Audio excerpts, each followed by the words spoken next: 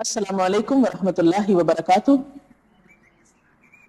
نحمده ونصلی علی رسولہ الکریم اما بعد فاعوذ باللہ من الشیطان الرجیم بسم اللہ الرحمن الرحیم رب اشرح لی صدری ویسر لی امری واحلل عقدۃ من لسانی یفقہوا قولی۔ ناظرین، آج ہم جمعہ کے بارے میں گفتگو کریں گے۔ جمعہ کا دن ایک بہت ہی بابرکت دن ہے۔ یوم جمعہ کی اہمیت ابتدا ہی سے ہے۔ صحیح بخاری کی ایک روایت میں آتا ہے، حضرت ابو ہریرہ رضی اللہ تعالی عنہ سے مروی ہے کہ رسول اللہ صلی اللہ علیہ وسلم نے فرمایا، وہ بہترین دن جس پر سورج طلوع ہوا جمعہ کا دن ہے۔ اسی دن حضرت آدم علیہ السلام تخلیق کیے گئے، اسی دن جنت میں داخل کیے گئے اور اسی دن وہاں سے نکالے گئے، اور قیامت واقع نہیں ہوگی مگر جمعہ کے دن۔ تو اس سے پتہ چلتا ہے کہ جمعہ کا دن اسلامی تاریخ میں اہمیت کا حامل ہے۔ اس دن میں سب سے اہم کام جو ہمیں کرنا ہے وہ نماز جمعہ کا اہتمام ہے۔ نماز جمعہ مردوں کے لیے ایک فرض عبادت کی حیثیت رکھتی ہے۔ حضرت جابر رضی اللہ تعالی عنہ سے روایت ہے کہ رسول اللہ صلی اللہ علیہ وسلم نے فرمایا، جو شخص اللہ اور یوم آخرت پر ایمان رکھتا ہو اس پر جمعے کے دن جمعہ پڑھنا فرض ہے، سوائے مریض کے، مسافر کے، عورت، بچے یا غلام کے۔ جو شخص کھیلنے یا تجارت میں بے پرواہ ہو اللہ بھی اس سے بے پرواہ ہو جاتا ہے، اور اللہ تعالیٰ بے نیاز تعریف والا ہے۔ تو اس سے پتہ چلتا ہے کہ جمعہ اپنی نماز جمعہ کے اعتبار سے بہت اہمیت کا حامل ہے، اور سوائے شرعی عذر کے جمعہ کو چھوڑ دینا انسان کے لیے محرومی کا سبب ہے ایک بہت بڑی خیر سے۔ عام طور پر انسان تجارت اور کھیل کود میں مشغول ہو کر نماز جمعہ سے بے پرواہی برتتا ہے، لیکن ایسا کرنا خود انسان کے اپنے ہی لیے نقصان دہ ہے۔ جمعہ کے دن ایک خاص گھڑی ہوتی ہے جس میں انسان کی دعائیں قبول ہوتی ہیں۔ حضرت ابو ہریرہ رضی اللہ تعالی عنہ سے روایت ہے، رسول اللہ صلی اللہ علیہ وسلم نے جمعہ کے دن کا ذکر کیا تو ارشاد فرمایا، اس میں ایک ایسی گھڑی ہے کہ جس مسلمان بندے کو وہ میسر آ جائے اور وہ کھڑا ہوا نماز پڑھ رہا ہو تو وہ اللہ سے جس چیز کا سوال کرتا ہے اللہ تعالیٰ اسے ضرور عطا فرما دیتا ہے۔ اور آپ نے اپنے ہاتھ سے اس گھڑی کے مختصر ہونے کا ارشاد فرمایا کہ وہ بہت لمبا یا طویل وقفہ نہیں ہوتا، طویل وقت نہیں ہوتا، بلکہ وہ ایک مختصر سی گھڑی ہوتی ہے۔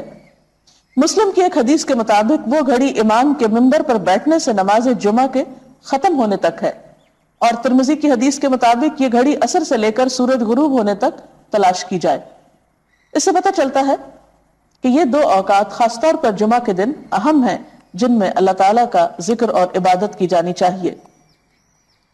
نماز جمعہ کے علاوہ کچھ اور کام بھی جمعہ کے دن خاص اہتمام کے ساتھ کیے جانے چاہیے۔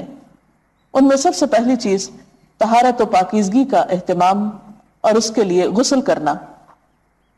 حضرت ابو سعید خدری سے روایت ہے کہ رسول اللہ صلی اللہ علیہ وسلم نے فرمایا، جمعہ کا غسل ہر بالغ شخص پر واجب ہے، یعنی اس سے اس کی اہمیت کا اندازہ ہوتا ہے۔ حضرت سلمان فارسی کہتے ہیں کہ نبی صلی اللہ علیہ وسلم نے فرمایا کہ جو شخص جمعہ کے دن غسل کرے اور جس قدر اس کے امکان میں ہو طہارت کرے، پھر تیل لگائے یا اپنے گھر کی خوشبو استعمال کرے، اس کے بعد جمعے کے لیے نکلے اور دو آدمیوں کے درمیان میں جو مسجد کے اندر بیٹھے ہوں تفریق نہ کرے، یعنی بیچ میں سے ان کو نہ کاٹے، پھر جس قدر اس کی قسمت میں ہو نماز پڑھے، پھر جس وقت امام خطبہ پڑھنے لگے تو چپ رہے، تو اس کے وہ گناہ جو اس جمعے اور پچھلے جمعے کے درمیان ہوئے بخش دیے جاتے ہیں۔ حضرت اوس بن اوس سے روایت ہے کہ رسول اللہ صلی اللہ علیہ وسلم نے فرمایا، تمہارے دنوں میں سب سے فضیلت والا دن جمعے کا دن ہے، پس تم اس دن مجھ پر کثرت سے درود بھیجا کرو، اس لیے کہ تمہارا درود مجھ پر پیش کیا جاتا ہے۔ اس کے علاوہ سورۃ الکہف پڑھنا۔ آپ صلی اللہ علیہ وسلم نے فرمایا، جو شخص سورت الکہف کی تلاوت جمعے کے دن کرے گا تو آئندہ جمعے تک اس کے لیے ایک خاص نور کی روشنی رہے گی۔ سورت الکہف 15ویں پارے میں ہے، اجر و ثواب کے اعتبار سے بہت بہترین سورت ہے۔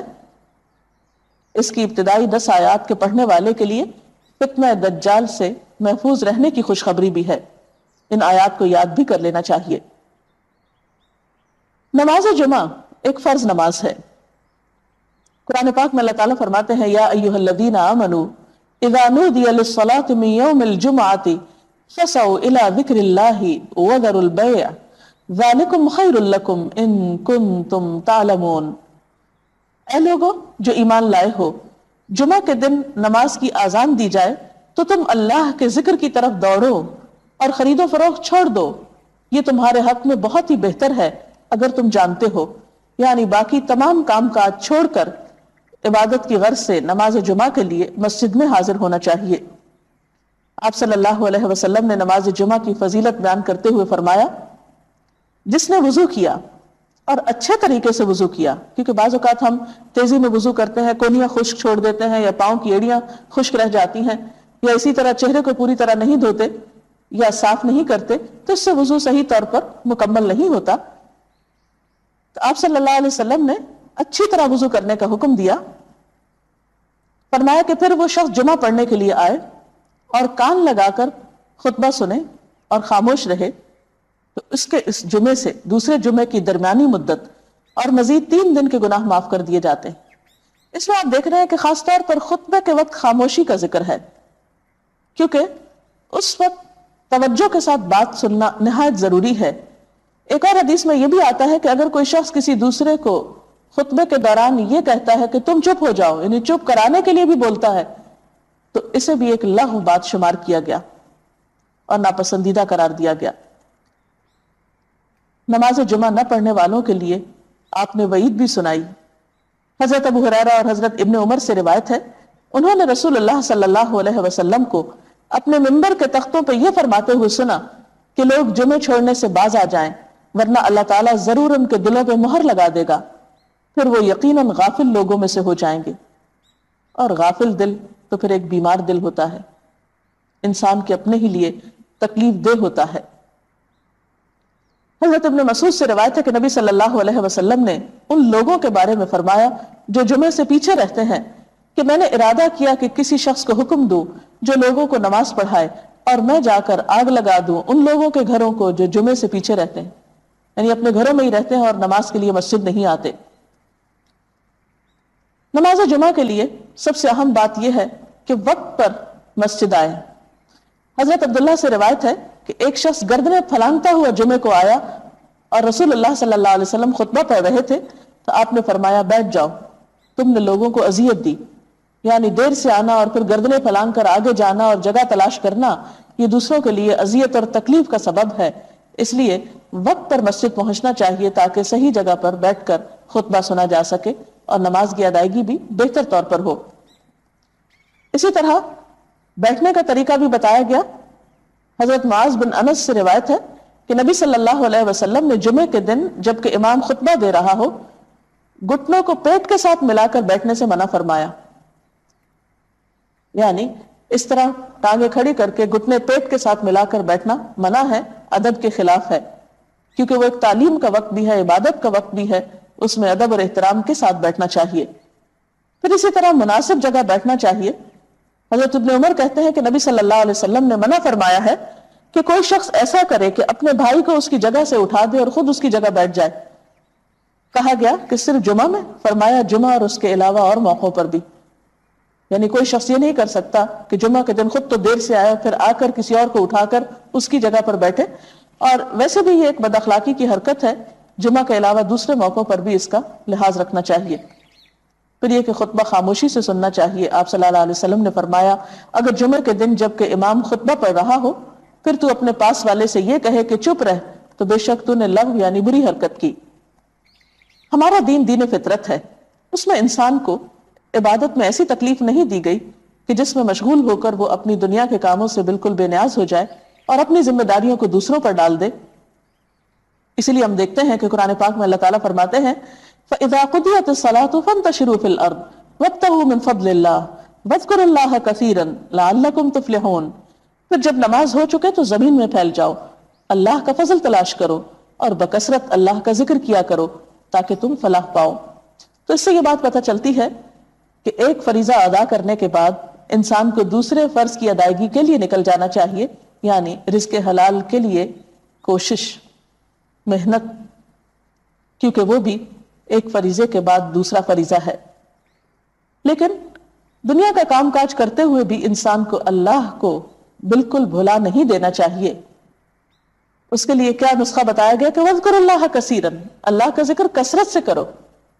یعنی انسان اپنے کام کاج میں بھی جب خاموش لمحات آئیں تو سبحان اللہ، الحمدللہ، اللہ اکبر، کوئی بھی تسبیح اپنی زبان سے کر سکتا ہے۔ اس کے لیے کوئی باوضو ہونا یا قبلہ کی طرف منہ کرنا یا جائے نماز پہ بیٹھنا شرط نہیں۔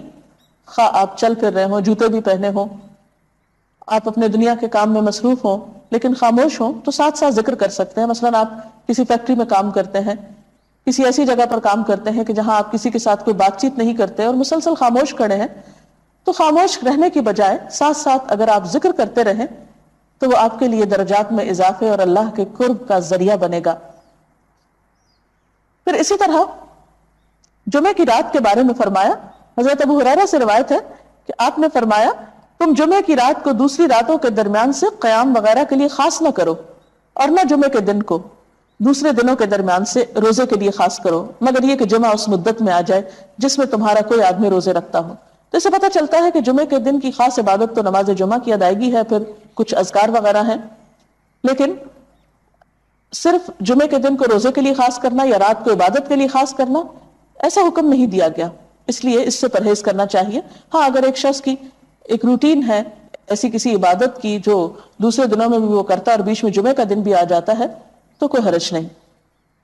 اچھا، سوال یہ پیدا ہوتا ہے کہ اس چیز سے کیوں منع کیا گیا ہے یا اس تکلیف سے کیوں بچایا گیا ہے؟ تو بات یہ ہے کہ کسی بھی چیز کی پابندی یا کسی بھی چیز کے لیے کسی خاص دن یا وقت کا مقرر کرنا بسا اوقات دوسروں پر بوجھ بھی بن جاتا ہے، مشکل بھی ہوتا ہے، تو اس لیے اس میں سہولت رکھی گئی اور مخصوص دنوں تک ہی عبادت کو پھر محدود نہ کر لیا جائے، ہفتے کے باقی دنوں میں بھی عبادت کی جائے۔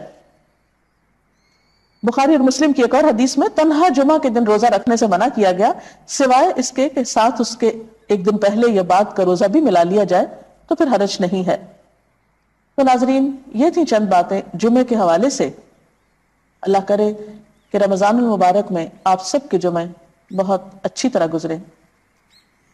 ناظرین، اس میں جو کچھ بتایا گیا اس میں زیادہ تر باتیں مردوں سے متعلق ہیں، لیکن خواتین بھی گھر پر نہا دھو کر نماز کے علاوہ قرآن پاک کی تلاوت، خصوصاً سورۃ الکہف کی تلاوت اور دیگر ذکر اذکار کا خاص اہتمام کر سکتی ہیں، کیونکہ اس دن ایک ایسی خاص گھڑی ہے جس میں دعاؤں کی قبولیت ہوتی ہے اور انسان اللہ تعالیٰ کا قرب پا سکتا ہے، اس لیے اس موقع سے خوب فائدہ اٹھانا چاہیے۔ اس کے ساتھ ہی آج کے پروگرام کا وقت ختم ہوتا ہے، اب اجازت چاہتے ہیں، اللہ حافظ۔